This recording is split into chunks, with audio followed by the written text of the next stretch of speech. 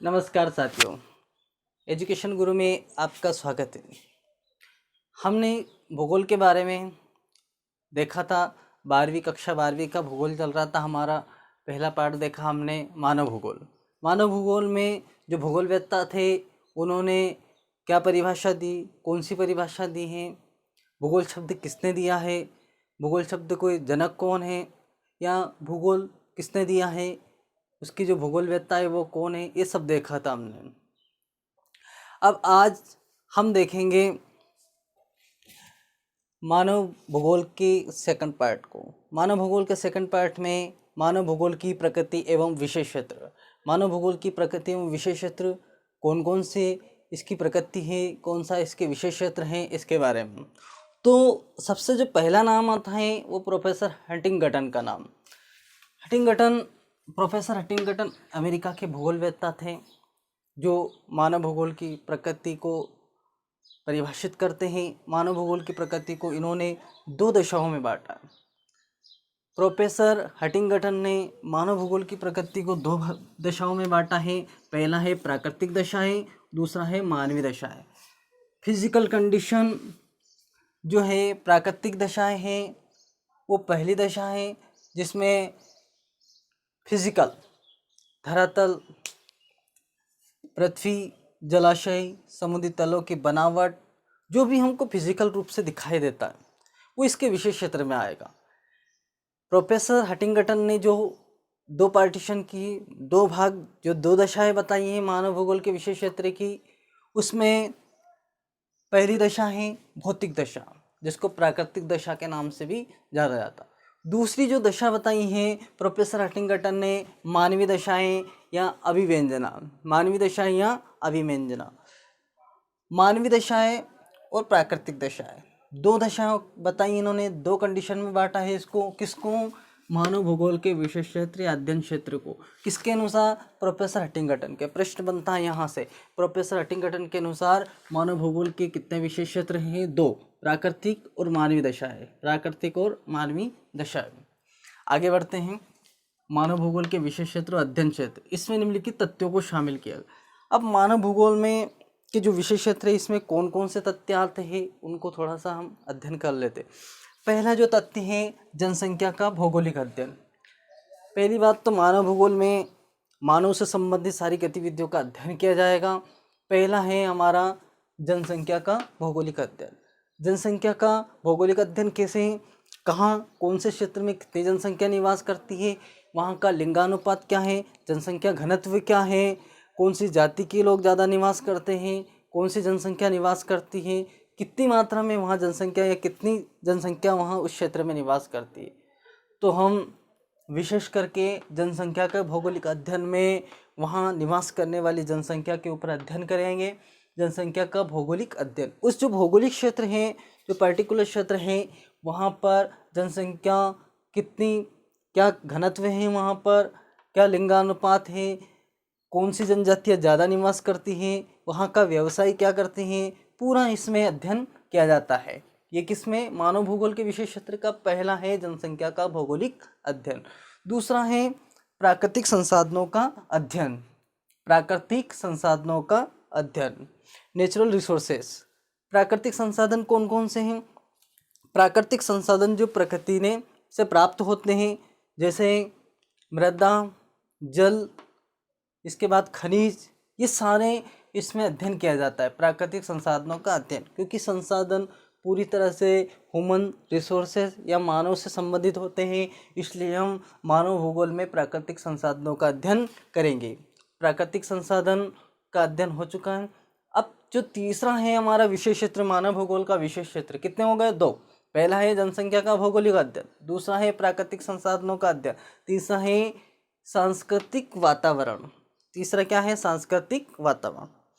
कौन से क्षेत्र में किस तरह की वेशभूषा पहनी जाती है, कौन से क्षेत्र में कैसी बोली बोली जाती है, कौन सी भाषा बोली जाती है, किस तरह का रहन सहन, खान पान, ये सारे सांस्कृतिक वातावरण का अध्ययन मानव भूगोल में किया जाएगा। अगला देखते हैं हम वातावरण का समायोजन। मानव भूगोल में वातावरण के समायोजन के बारे में भी चर्चा की जाती है।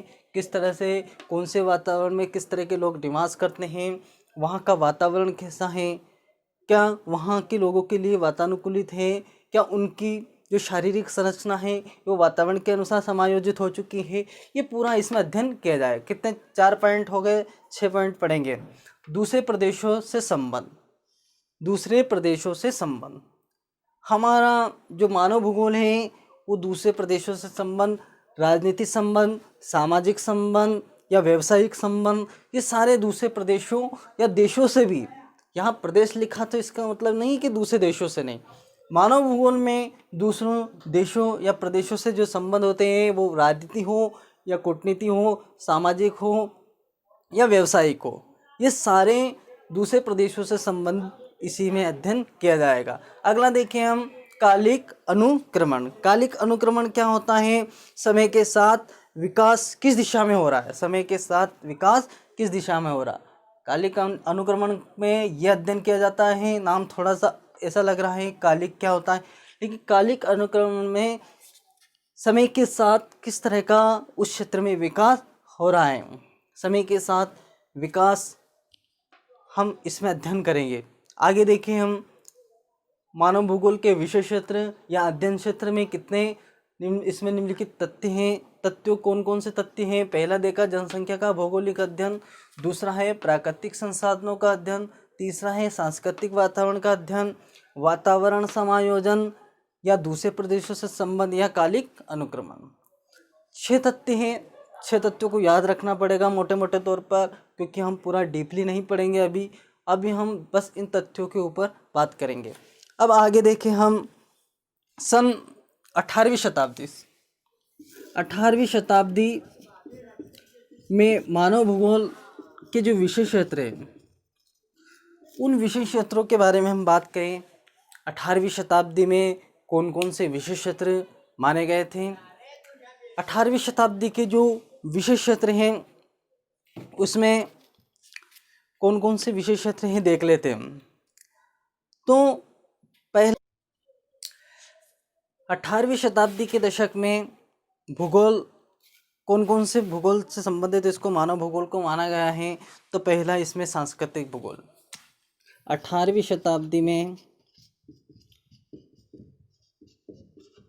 मानव भूगोल से संबंधित भूगोल, तो पहला जो भूगोल था हमारा सांस्कृतिक भूगोल।